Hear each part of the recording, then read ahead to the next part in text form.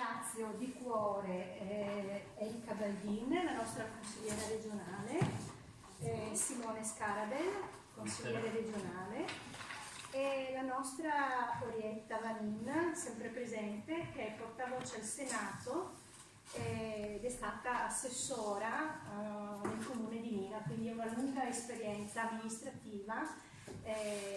Quando ci parlerà ci racconterà anche di questo, da dove è partita e cosa sta facendo per noi. Allora, perché questa serata? Questa serata nasce con lo scopo di raccontarvi quello che abbiamo fatto nelle istituzioni. Siamo in un periodo elettorale in cui i partiti, le liste, già da tempo stanno lì a proclamare quello che vorranno fare, quello che si dovrebbe fare, quello che hanno in mente di fare, però noi vogliamo partire perché abbiamo un altro tipo di approccio, vogliamo partire da quello che abbiamo fatto, vogliamo raccontare ai moglianesi quello che abbiamo fatto dai nostri banchi dell'opposizione. Allora, io sono stata candidata a sindaco per il Movimento 5 Stelle, scelta da un'assemblea di attivisti, da semplice cittadina, perché il movimento è questo, il movimento è un luogo dove le persone che hanno a cuore il bene comune, il loro territorio, si trovano per fare qualcosa di utile, per lanciare delle proposte, per verificare dei documenti, per fare delle richieste all'amministrazione, insomma per controllare che le cose vadano come devono andare, perché a volte non è così. Cioè questo non è un approccio tradizionale alla politica, perché sappiamo che fino a qualche anno fa la gente che entrava in politica, e tuttora che entra in politica con gli altri partiti, entra o per via di raccomandazioni o per scambi di favori, eccetera. Da noi tutto questo non esiste. Noi siamo dei cittadini auto-organizzati nei cosiddetti meet-up, che sono questi luoghi di incontro che, prima che fisici, sono sulla piattaforma proprio meet-up e che poi si trovano e formano questi gruppi di persone che hanno voglia di dare un po' del loro tempo per migliorare quello che hanno intorno. Questo è lo spirito. Allora, io mi sono candidata come semplice cittadina perché sentivo questo bisogno di fare qualcosa che era nato già da qualche anno prima nell'ambito della scuola, perché sono stata rappresentante di scuola avendo 3 figlie per vari anni. Poi sono stata candidata in consiglio d'istituto con una lista autonoma che ho formato io da sola, perché anche nella scuola purtroppo ci sono i partiti. Allora c'è la lista di destra, la lista di sinistra, non mi andava bene, una lista autonoma. Mi sono presentata e sono passata, sono stata eletta nell'ambito del consiglio d'istituto e io ho cominciato questo mio attivismo, questa mia dedizione a delle cause che ritenevo giuste. Lì abbiamo promosso la protesta del panino famosa contro la refezione scolastica, perché si erano alzati i prezzi del ticket per il consumo del pranzo degli alunni. Abbiamo fatto una lotta perché nel quartiere Ovest mancava una palestra, quindi abbiamo fatto una raccolta firme che abbiamo presentato all'amministrazione e abbiamo ottenuto la possibilità che questi bambini che non facevano mai l'attività in palestra, l'attività motoria, la potessero fare presso un'altra scuola. Poi vabbè, in seguito ve lo racconto dopo, perché su questo sono tornata anche come consigliera comunale. Quindi ecco, questo attivismo. Poi ho incontrato il Movimento 5 Stelle, mi è sembrato di trovare la mia giusta identificazione, quindi il mio giusto contesto, dove inserirmi. Non sono mai stata tesserata prima, non ho mai avuto alcun contatto con partiti e ho iniziato questa attività. Naturalmente le difficoltà ci sono state, perché noi non siamo un partito organizzato che non so, che ha un'organizzazione particolare, abbiamo una storia recentissima, quindi ci aiutiamo tra di noi, siamo rete, siamo in collegamento con i nostri portavoce in regione, con i nostri portavoce nazionali, ci scambiamo dati, documenti, ci aiutiamo in questo senso, però non abbiamo avuto una scuola politica che ci ha insegnato come presentare gli atti istituzionali in comune, le mozioni, le interpellanze. È una cosa che io come autodidatta ho appreso con la dedizione e con lo studio. Mi sono applicata e credo di aver portato dei risultati insieme al mio gruppo, che sono descritti, sintetizzati brevemente nel materiale che avete trovato sulla vostra sedia. Io con orgoglio devo dire che ho partecipato a questa vita amministrativa in questi 5 anni.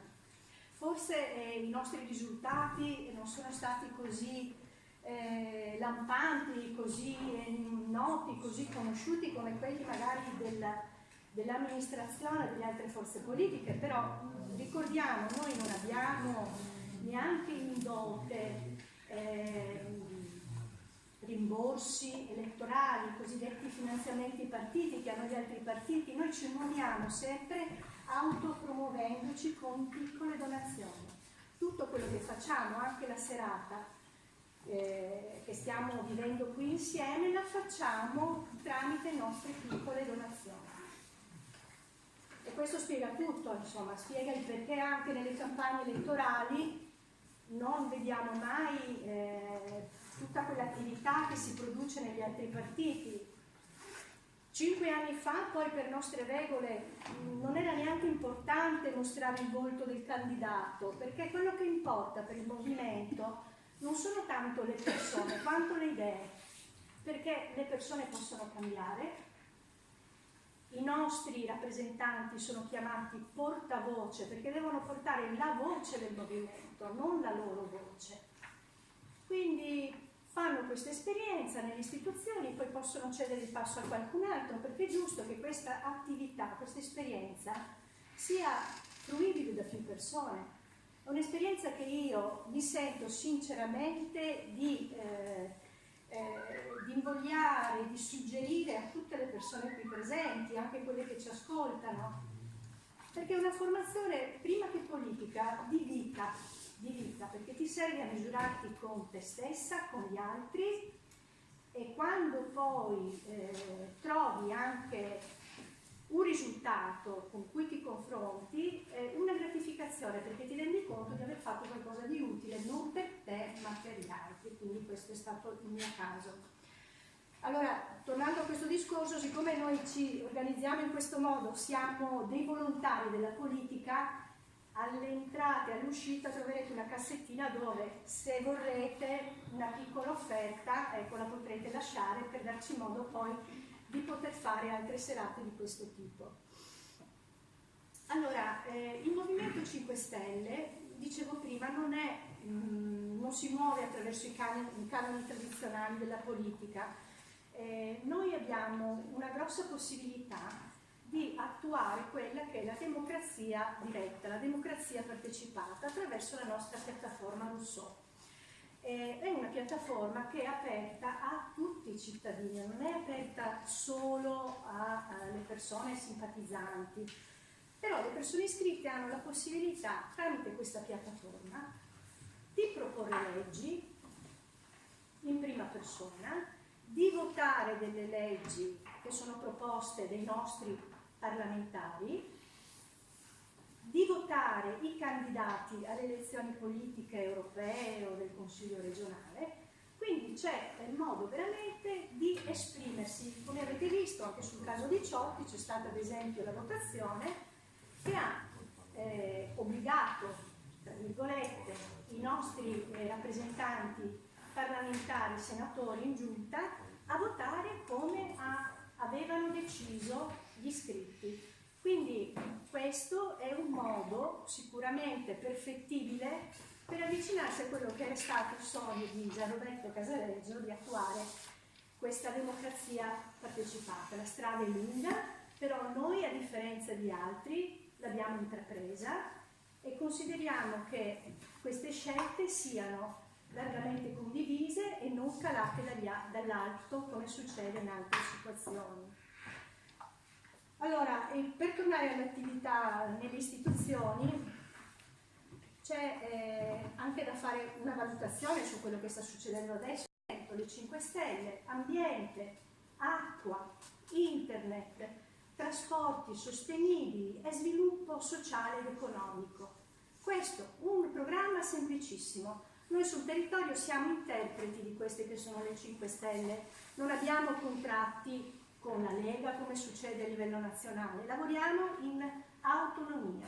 Noi perseguiamo il bene comune in coerenza con questi che sono i punti del nostro programma, proprio che fanno parte dello statuto delle fondamenta del Movimento 5 Stelle.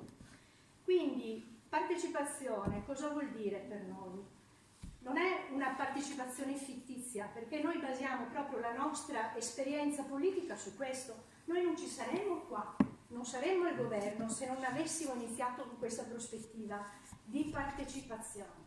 La gente si deve alzare dal comodo divano, dalla comoda poltrona e mettersi in discussione, perché noi siamo arrivati al governo perché abbiamo messo in discussione la democrazia rappresentativa. Noi non vogliamo che i cittadini deleghino in bianco ai capi politici e rappresentanti politici la loro vita. Noi vogliamo che i cittadini vengano con noi e che insieme a noi trovino delle soluzioni e delle strade per arrivare a qualcosa di condiviso, d'accordo? Allora, per noi la partecipazione, l'abbiamo messo nel nostro programma, poteva esprimersi in tanti modi, innanzitutto con il bilancio partecipativo, e poi la nostra portavoce al Senato magari ci potrà dare un piccolo contributo in questo di quella che è stata l'esperienza di Mira, dove è stato realizzato. Il bilancio partecipativo ci consente di fare che cosa? Ci consente di sapere direttamente dai cittadini dove dobbiamo investire delle risorse. E allora uno dice sì, ma come si fa, ma è difficile, eccetera. C'è un modello e poi ci sono delle varie applicazioni, delle varie strade. È un percorso ben definito, non è un percorso campato per aria, lo si fa per gradi, per step, perché vengono individuati i bisogni della collettività, vengono raccolti in una scaletta di priorità, vengono votati a maggioranza, poi vengono messi in una griglia e quelli che sono emersi come bisogni prioritari della comunità, della collettività, vengono presi in considerazione, cioè viene investita una parte delle risorse del comune nel bilancio di previsione per attuare quello che decidono i cittadini. Questa è partecipazione. Questa è partecipazione. Partecipazione non è dire ho fatto un'assemblea per decidere cosa fare in via Barbiero, se fare il senso unico, tagliare il... No, non è quella la partecipazione. La partecipazione è dare degli strumenti per poter contribuire direttamente. Perché di partecipazione purtroppo abbiamo visto che anche questa giunta se ne è riempita la bocca, quando invece quartieri e cittadini ritengono che questo non sia avvenuto. Lo dobbiamo dire, lo diciamo in maniera molto serena. Questa è stata una amministrazione autoreferenziale che non ha dato spazio ai cittadini, a partire dai consiglieri comunali che sono espressione dei cittadini, perché sono stati votati dai cittadini, che dovrebbero essere coinvolti nelle scelte. Purtroppo la nostra storia in consiglio comunale ci dice che questo non è avvenuto. Ma non lo dico io, Cristina Magnes, lo possono dire anche gli altri colleghi dell'opposizione, lo possono dire i presidenti del quartiere, lo possono dire i cittadini. Questo è stato il metodo, parlare di partecipazione ma non attuarla. Così siamo stati esclusi da tantissime scelte fondamentali, dal destino della via Macedi, dal destino del distretto sociosanitario, dal project financing e chi più ne ha più ne metta. Allora, tornando all'altro pilastro che è la trasparenza cosa vuol dire? Vuol dire che al di là di quelle che sono le leggi, cioè la legge 33 del 2013, dice che i comuni, le istituzioni devono mettere in grado i cittadini attraverso i loro siti di poter trovare tutte le informazioni necessarie. Va pubblicato tutto.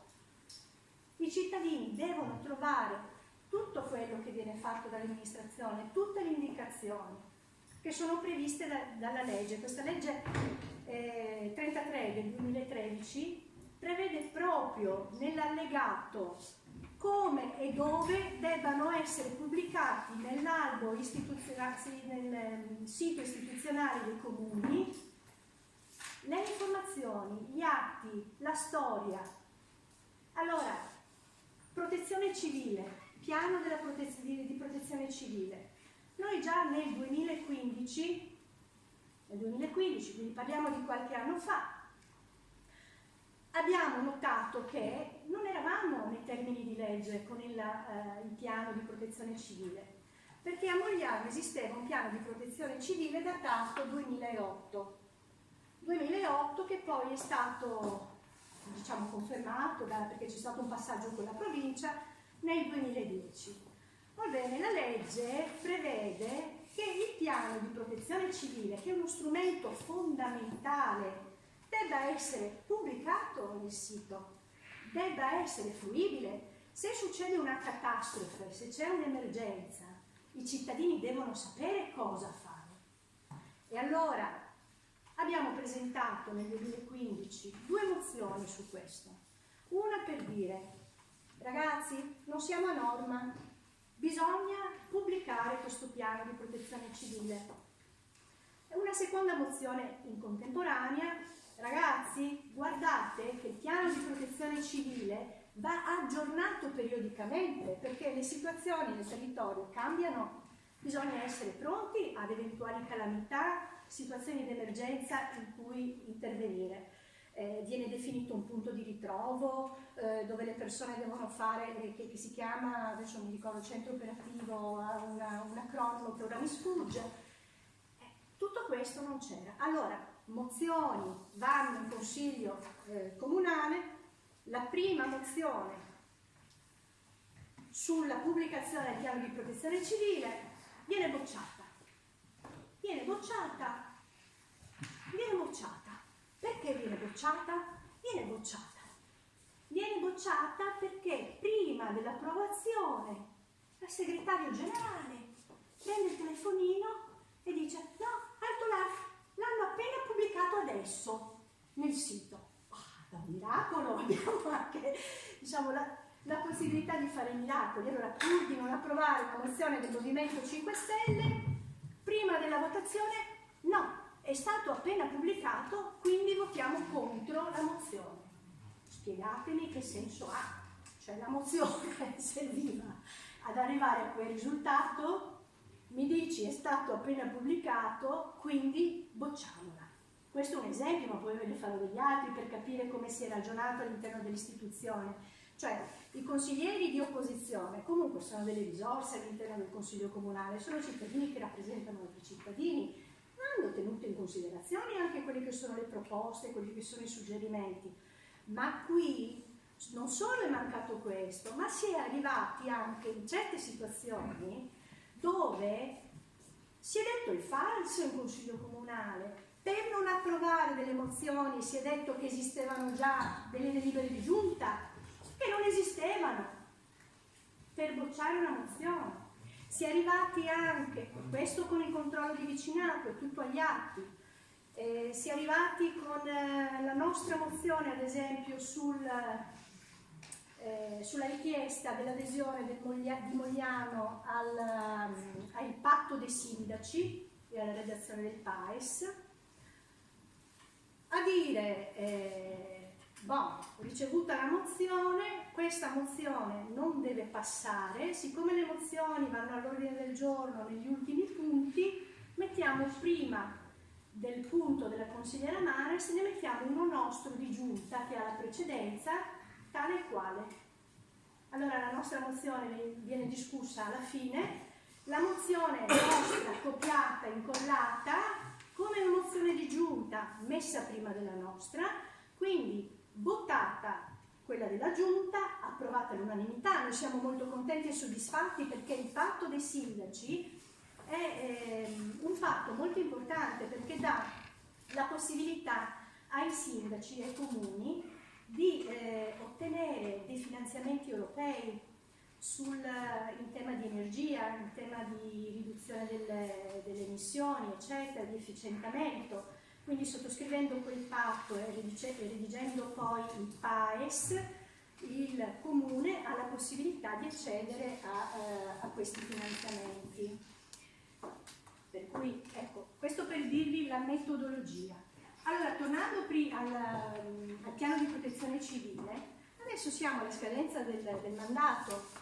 Mi sembra che sia stato discusso ieri sera il piano di protezione civile. Il comune, oltre alle altre cose che sono state fatte in queste ultime settimane, piano di protezione civile, vi presentiamo l'aggiornamento. Anche la nostra proposta sull'aggiornamento discussa lì quando abbiamo chiesto la pubblicazione, ce l'hanno bocciata. Ce l'hanno bocciata perché ci avevano detto no, lo stiamo già facendo nel 2015, ok? Allora io ti boccio la tua proposta, che è una proposta che ritengo utile, perché dico che lo sto già facendo. Allora intanto non la devi bocciare, perché se sei d'accordo su quell'indirizzo politico che noi diamo come consiglieri, la devi approvare. Secondo, non lo stai già facendo. Se nel 2019 presenti l'aggiornamento, vuol dire che non lo stavi facendo nel 2015. E allora, come vi dicevo prima, sono tutti dei trucchetti che poi le amministrazioni adottano per promuoversi e per ricandidarsi. Adesso tutto luccica, si inaugurano le piste ciclabili, si asfaltano le strade, abbiamo la presenza della sindaca dappertutto, contributi a pioggia. Allora il centro il PESCO, che segue le problematiche dell'Alzheimer, che aspettava una vita il pulmino, il contributo del comune, è arrivato il pulmino, è arrivato il contributo del comune e via. Insomma, questo è il modo di andare avanti. Allora per noi non è così. Allora per noi esiste una superficie ed esistono le fondamenta. Anche a livello nazionale quello che stiamo facendo forse non salta all'occhio come dovrebbe saltare. Perché? Perché a noi non interessano gli specchietti per le allodole, no, a noi interessa risolvere delle problematiche di corruzione, di uguaglianza, eccetera, che se non si risolvono non si può cambiare. Non si può cambiare né a livello centrale né a livello locale.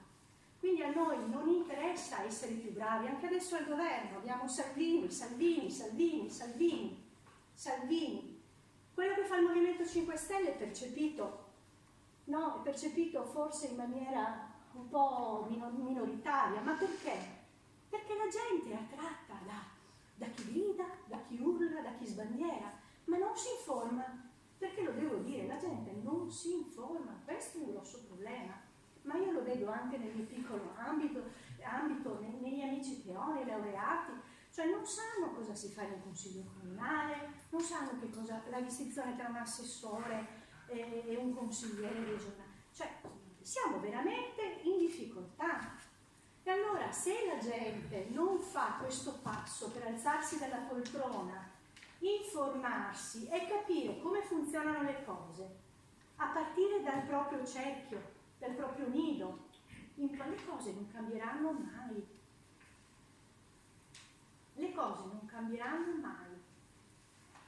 E adesso, niente, passo velocemente a raccontarvi qualche altra piccola cosa e dopo magari faccio raccontare ad Erika della sua esperienza in consiglio regionale. Qualche altro nostro grosso successo, per esempio la sala scommesse di Via Roma. Allora, anche lì, gioco d'azzardo, avevate sentito parlare prima qui nei comuni limitrofi, regolamenti, cose?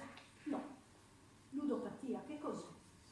Allora, noi ci siamo accorti che stavano aprendo una sala scommesse nei pressi di un istituto comprensivo, quindi scuole elementari, scuole medie, poi chiesa, parrocchia, centri giovanili, eccetera, che metteva in difficoltà noi come genitori, ma anche insomma il quartiere, tutti i suoi abitanti.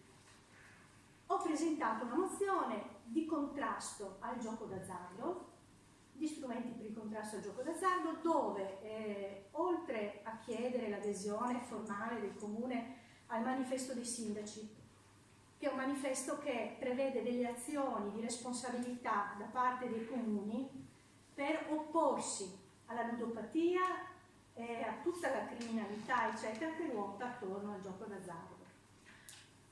In questa mozione venivano richieste delle misure e veniva richiesto un regolamento comunale che le contemplasse. La mozione è stata approvata all'unanimità.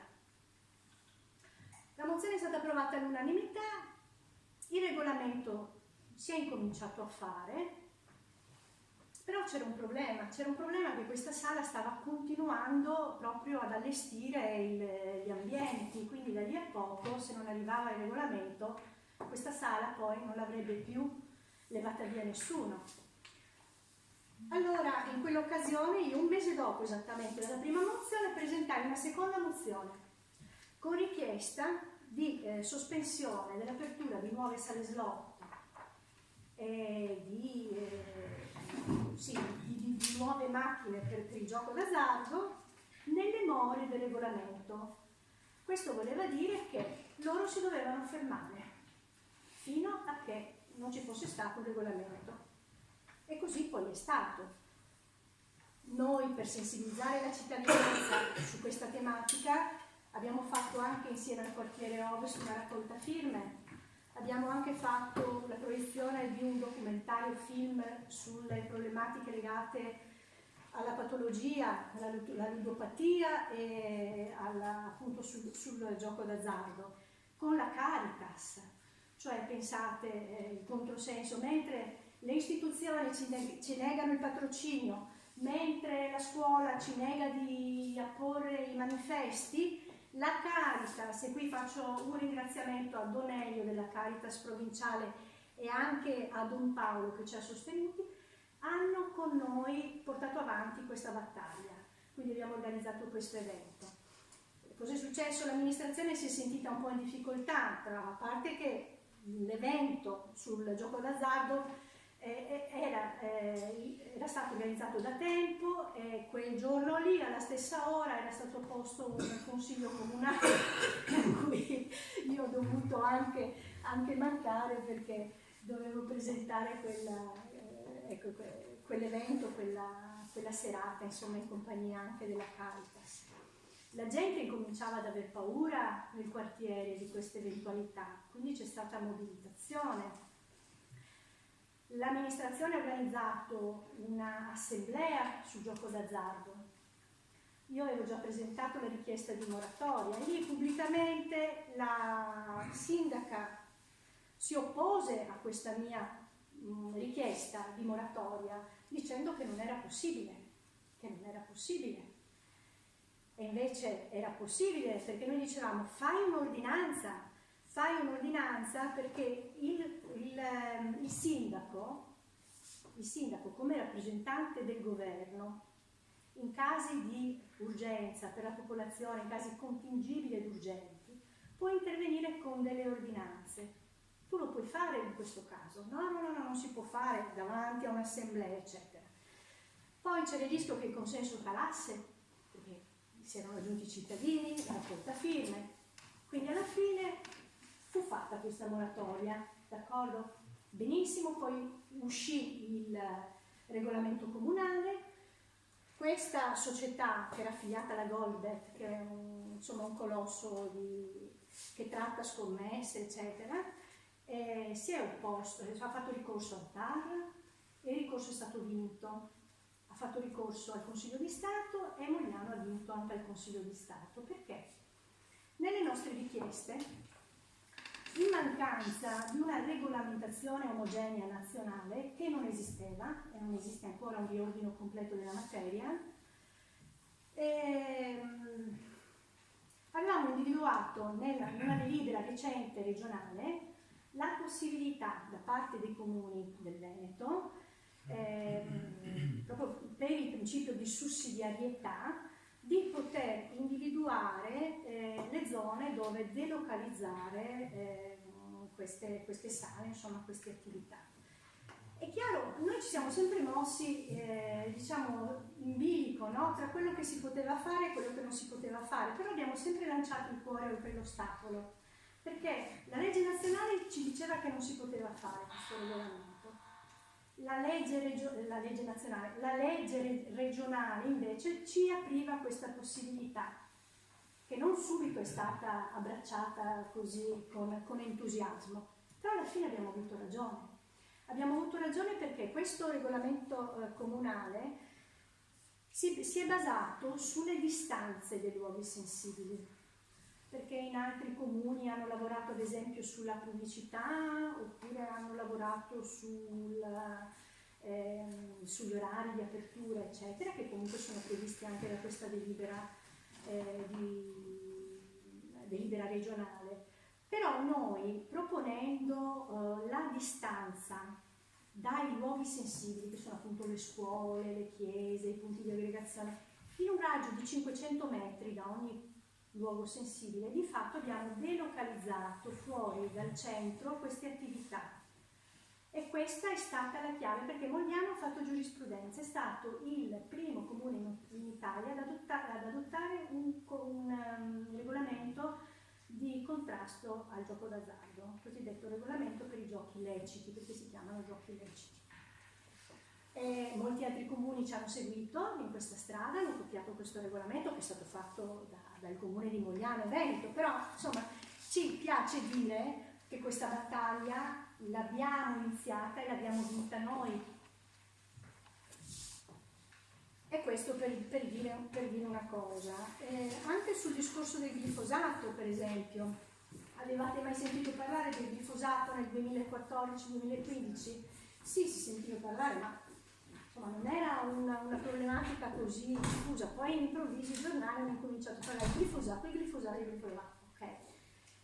Noi abbiamo proposto, tra sempre i primi del Veneto, non per farcene vanto, un regolamento sull'utilizzo dei prodotti fitosanitari, perché sui fitofarmaci. Perché? Perché qui siamo in una zona in cui ci sono vigneti affacciati sulle finestre, a pochi metri dalle finestre delle abitazioni. Ci sono campi irrorati in prossimità di scuole dove i bambini vanno fuori, fanno magari attività all'aperto e si sorgono tutte quelle cose che fanno male, perché che il glifosato faccia male è stato detto nel 2015. Lo IARC, che è un'agenzia dell'OMS, ha detto che il glifosato è probabilmente cancerogeno. Però su questo, come sapete, c'è stata una battaglia, no? Tra chiaramente Monsanto e le multinazionali che avevano a cuore che si continuasse a produrre il famoso Roundup, eccetera, che viene utilizzato a larga misura per irrorare di qua, per irrorare di là, però insomma c'è sempre il dubbio che magari non fa male. Però abbiamo visto come le agenzie indipendenti, con gli studi indipendenti, questa cosa sia stata acclarata, mentre gli altri studi che provengono, diciamo, dall'altra parte, dalla parte, no, per intenderci, che vuole lucrare su questo, dice che va tutto bene, non c'è nessun problema. Comunque, noi avevamo chiesto che questo glifosato fosse bandito sia sul suolo pubblico, come già era stato fatto in Trentino, se non sbaglio, che sul suolo privato. La nostra mozione non è passata, ovviamente, però il regolamento è stato fatto. La nostra mozione non è passata perché non si è voluto proporre il divieto anche sul suolo privato, e questo è un errore perché viene utilizzato anche dai cittadini in maniera così casareccia, senza capire magari quali sono le controindicazioni e quali possono essere i pericoli anche per i loro familiari. Comunque comunque è stato fatto questo regolamento e anche qui altri comuni poi ci hanno seguito, eccetera, e avete visto poi sui giornali che l'argomento il dibattito è diventato molto più ampio. Controllo di vicinato. Anche sul controllo di vicinato siamo stati noi qui nel territorio i primi a parlarne, perché ancora non c'erano protocolli provinciali che poi si sono aperti sia nella provincia di Treviso che nella provincia di Venezia. Controllo di vicinato sì, si sentiva, però veramente io ricordo quando ho proposto la mozione che erano tutti lì abbastanza in difficoltà, non sapevano neanche di che cosa si trattasse, no? C'era qualcuno che parlava di ronde, ma queste sono le ronde, non le vogliamo, così. In realtà il controllo di vicinato è stato sperimentato già da tantissimi anni in America, poi è arrivato in Europa da decine di anni e hanno iniziato i primi comuni virtuosi ad attuarlo, adesso il controllo di vicinato è dappertutto. Noi cosa abbiamo chiesto con la nostra mozione nel 2015? Che il comune si facesse promotore di questa attività, che comunque è un'attività che viene portata avanti liberamente dai cittadini. Però se il comune si fa referente, organizza, no, questo coordinamento, comunque finanzia quel minimo di cartelli stradali che si devono predisporre per il controllo del vicinato, cioè fa bene ai cittadini, ma fa bene anche e soprattutto al comune. Però qui c'è stata un'ostinazione da parte della sindaca a non accettare la nostra proposta, ed è in questo caso che per non accettare la nostra proposta in consiglio comunale ha motivato il suo diniego dicendo che esisteva già una delibera di giunta in cui si proponeva una cosa simile. Bene, allora lì in quel momento le ho chiesto: scusi, di che delibera si tratta? Che numero di delibera? Non si sapeva. Io, ho detto, vedrò dopo, farò un accesso agli atti. La mozione è stata bocciata, poi ho fatto l'accesso agli atti e questa delibera non esisteva.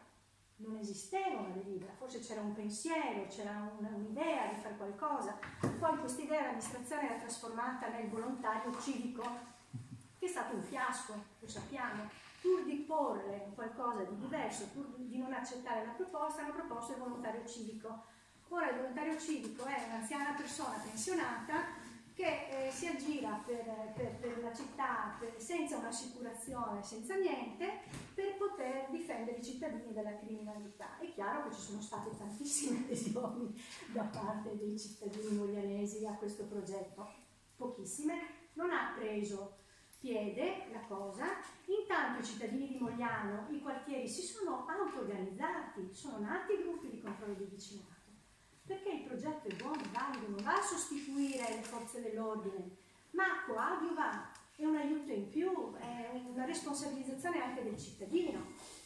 Siamo ritornati sull'argomento facendo una seconda mozione dicendo, visto che il progetto del volontario civico è fallito platealmente, che ne dite i cittadini si stanno organizzando, diamogli sostegno.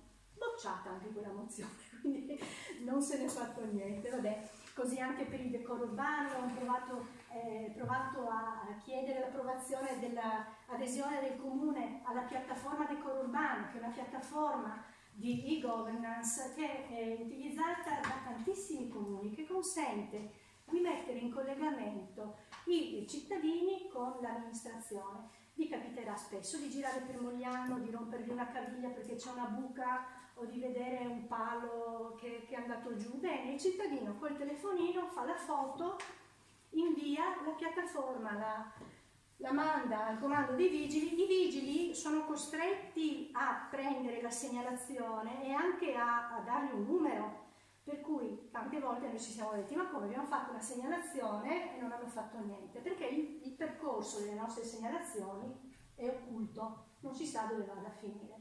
Invece in questo modo si riusciva anche a gestire questa cosa e a renderla trasparente. Questa cosa è stata bocciata.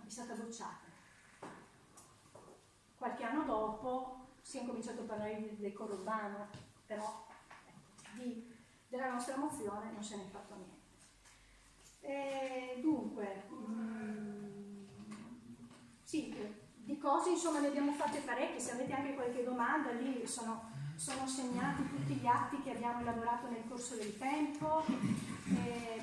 sono a disposizione. Ecco, un'altra cosa che vi volevo dire sul bando di efficientamento delle reti pubbliche. Parliamo di reti elettriche di Mogliano, avete tutti sentito parlare del project financing che prenderà piede da qui a poco. Ecco, a parte il fatto che noi del Movimento 5 Stelle non siamo proprio favorevoli a questo tipo di strumento, d'accordo? Perché praticamente è stata fatta una valutazione del comune di Mogliano che per rifare tutte le reti occorrevano circa 3 milioni e mezzo di euro. Secondo me sì, era stata un po' anche sovrastimata questa cifra. Comunque sia, su 3 milioni e mezzo noi ci mettiamo altri 9 milioni e mezzo che guadagna la ditta che farà questa operazione, e ci accogliamo, diciamo, un contratto per 20 anni, quando sappiamo che queste tecnologie sono tecnologie che fatte oggi, dopodomani già sono superate. Nel 2014 noi abbiamo proposto una mozione che è stata approvata, 2014, la proposta di adesione del Comune di Mogliano Veneto al bando, un bando finanziato dalla Regione Veneto europeo, che dava la possibilità di efficientare le reti pubbliche e di efficientare i pubblici edifici. Questo perché c'è anche una direttiva europea che prevede, entro mi pare il 2028, l'abbattimento delle emissioni, eccetera. Questa mozione all'epoca spaccò la maggioranza perché la sindaca era completamente sfavorevole all'ipotesi, si impuntò particolarmente, mentre altre persone della sua maggioranza presero il coraggio, e fu credo l'unica volta che questo successe nel Consiglio Comunale di Mogliano, votando a favore. Da lì si aprì anche un dibattito interno tra le forze della maggioranza, perché questa cosa non si doveva assolutamente fare.